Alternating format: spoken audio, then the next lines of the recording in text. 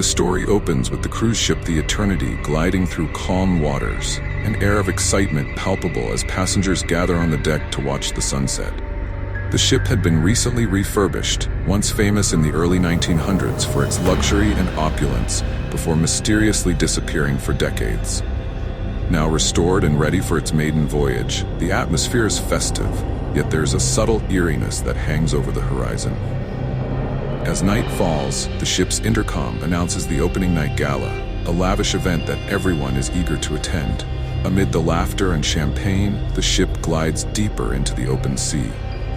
The first night on board is dreamlike for most passengers, but in the dimly lit halls, a woman, Alexis, awakes with a start. Something had disturbed her sleep, an unsettling feeling, as if she were being watched. She brushes it off as pre-travel jitters, deciding to explore the ship. The corridors are empty, save for the soft hum of the engines. As she reaches one of the observation decks, Alexis hears a faint sound, like whispering, coming from the sea.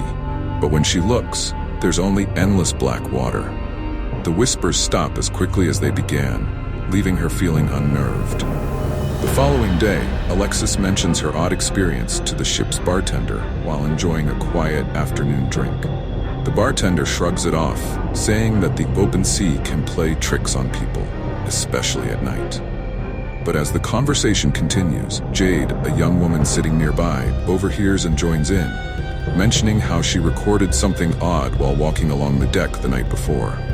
She pulls out her phone, playing back a video that shows a figure, blurry and distant, standing at the ship's stern, only to disappear in the blink of an eye. The bartender goes pale, but says nothing more, excusing himself hastily. As Alexis and Jade sit in silence, a shiver passes between them. Something about this ship doesn't feel right. On the third day, the ship ventures into deeper waters, far from any land. A storm brews on the horizon, the sky darkening ominously.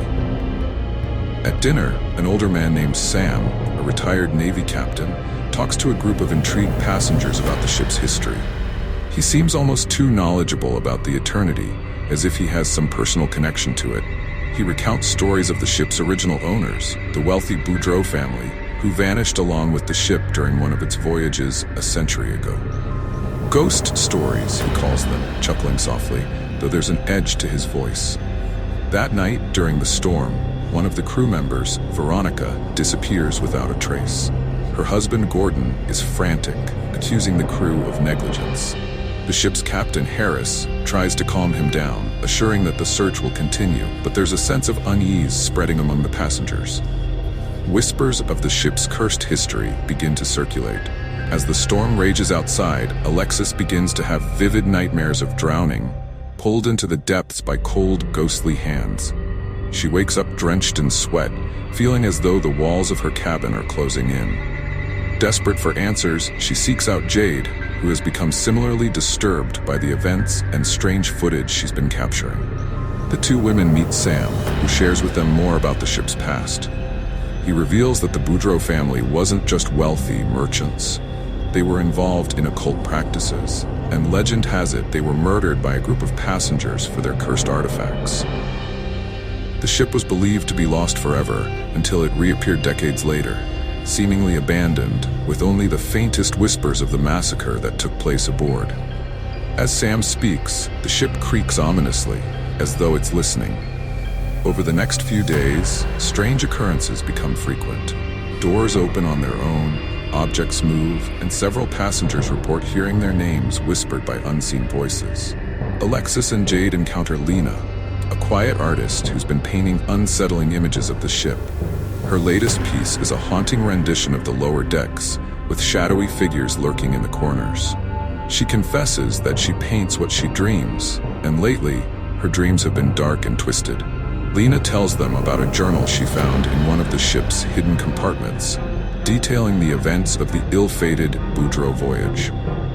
The journal speaks of the family's obsession with eternal life, their willingness to sacrifice anyone in their way, and the mysterious rituals they performed in the bowels of the ship.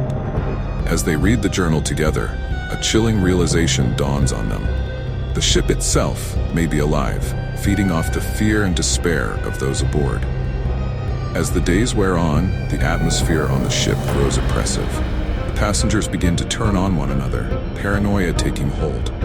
The ship's crew, too, seems to be unraveling. Several more have disappeared without a trace, and Captain Harris has become increasingly unhinged. He warns Alexis and the others to stay away from the lower decks, claiming that something ancient and malevolent resides there.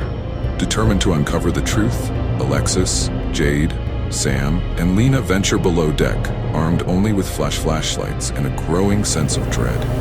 The lower decks are dark, damp, and strangely cold.